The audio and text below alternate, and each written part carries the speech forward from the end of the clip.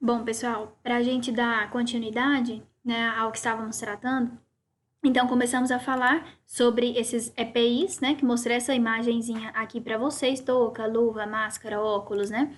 E quando utilizar, acho que a gente não precisa nem tratar tanto desse assunto, né, já que é tão óbvio isso, né? É necessário sempre que façamos a utilização desses EPIs, né?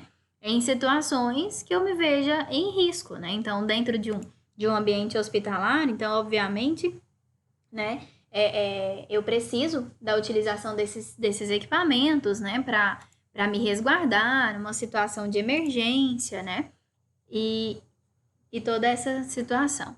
Então, cabe ao empregado, quanto ao EPI, utilizar, né, que é o caso que a gente está vendo muitos que não utilizam, responsabilizar-se pela guarda e conservação, como por exemplo de um jaleco, né?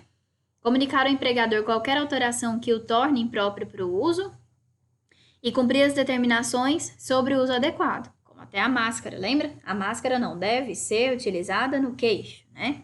Então aqui a gente tem um exemplo de um EPI, né? Que está sendo utilizado, né, por este trabalhador, né?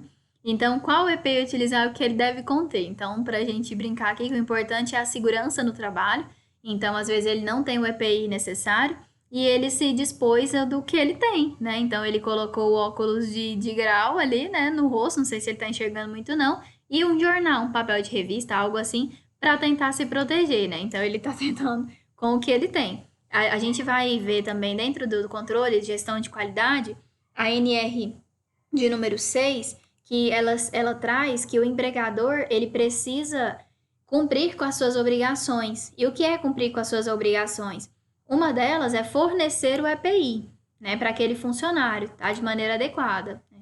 Então, qual EPI utilizar e o que ele deve conter? Então, em análise de risco, todo EPI precisa apresentar em caracteres indeléveis e bem visíveis o nome comercial da empresa fabricante, lote de fabricação, né? Observar sempre a data de validade daquele equipamento, porque senão não adianta nada. Né? É algo, né, que esteja vencido aí e tudo mais, tá? Aqui a gente tem o capacetezinho, que por nós não é tão utilizado, mas é considerado um equipamento de proteção individual. O óculos, né, que nós utilizamos, né, bastante, tá? Risco contra impacto de partículas volantes, né? Então a gente sabe que nesse exato momento da pandemia que a gente vive, até o óculos somente não é o mais ideal, né? A gente tem aquela viseira ainda sendo utilizada. Então, além dos óculos, né? Esse aqui também não é utilizado por nós, mas eu quis trazer para vocês todos os EPIs mesmo, tá? Então, o protetor auricular, né, para proteção auditiva, né? Além dos respiradores, né, aquelas máscaras mais utilizadas, né, para limpeza mesmo, como aquele pessoal, por exemplo, que vem na nossa casa, pessoal da dengue, sabe? Que vai saindo com aqueles venenos, né? Eles muitas vezes costumam usar esses tipos de respiradores aí, tá? Também é um equipamento de proteção individual, né? E aí eu venho falando um pouquinho dele aqui para vocês, né? E além das vestimentas, que é o que a gente realmente precisa, né? Então, o EPI para proteção de tronco, as vestimentas, o jaleco, né? Que é o que a gente faz o uso, certo? Né? Ou avental, né? A gente fala muito avental. Obviamente que ele precisa ser de mangas compridas com fechamento, o comprimento até os joelhos e fechamento frontal, né? Nada de inventar demais, né? E deve ser usado sempre fechado. Ninguém merece, né? É ver o Batman caminhando por aí, às vezes à tarde ou dentro do laboratório, levando às vezes tudo que está ao seu redor com aquele jaleco aberto, né? Então é o tipo de EPI que deve ser utilizado, né? O descartável, é legal a gente frisar que o descartável ele não protege o quanto deveria, né? Então não protege contra substâncias químicas, né? São inflamáveis, tá? Então não é o mais utilizado. E olha lá, isso aqui também é uma única vez, é descartável, né? Então sempre manter o seu jaleco, tá? Além das luvas, né? Então as luvas precisam ser estéreis, de látex, certo? Essa luva é uma primeira forma de proteção, né? Uma primeira defesa, primeira porta que o micro-organismo vai esbarrar, né? Antes da pele. além dos calçados, né? É legal a gente lembrar desses calçados aqui, pessoal, porque quando falamos em controle de qualidade, muitas vezes quando o pessoal da vigilância, né, chega, né, para uma acreditação, não é o mais recomendável, meninas, aqueles sapatinhos que nós costumamos usar, sabe? Que o pé ele fica um tanto quanto à mostra, né? Porque cai uma seringa ali com a agulha, pode ser que caia, né? Sabe lá, né? Pode ser que caia em pé e fure o seu pé, né?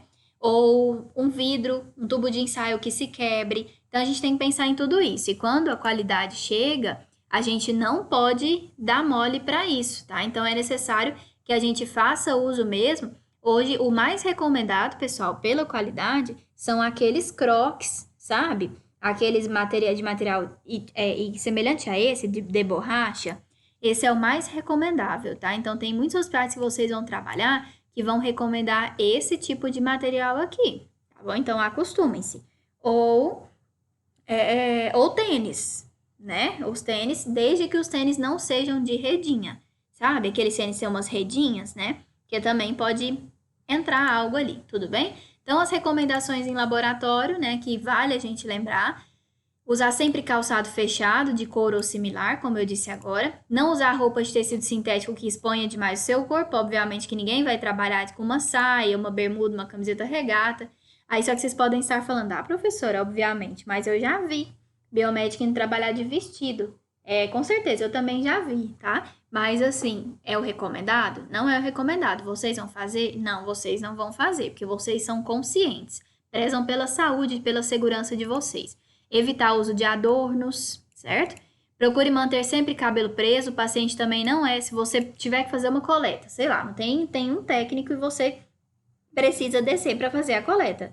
Não tem nenhum técnico ali. O paciente não é obrigado a ter o seu cabelo perto dele quando você abaixa um pouco para fazer essa coleta. Se seu cabelo for grande, por exemplo, ele não é obrigado a sentir o cheiro do seu cabelo, não, né? Então, assim, brincadeiras à parte, cabelos presos, tá? E secos.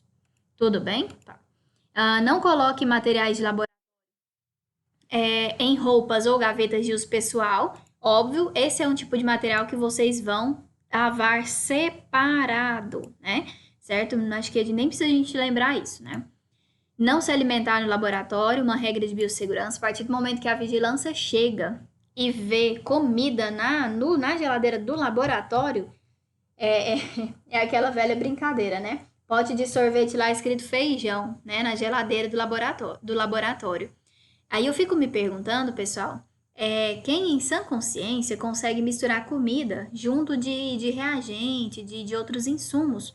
Porque, pessoal, é um ambiente extremamente contaminado, né? A fome pode bater, pode ser o que for, o quanto for, mas que, poxa vida, né? Acho que é uma questão de bom senso, né? Então, não quero ver ninguém se alimentando no laboratório, nem guardando nada na geladeira do laboratório, desde que não seja dali, tá?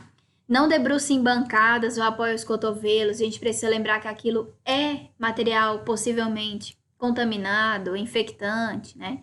Manter as bancadas sempre limpas e livres de material estranho de trabalho. Limpe imediatamente todo e qualquer derramamento de produto e reagente, tá?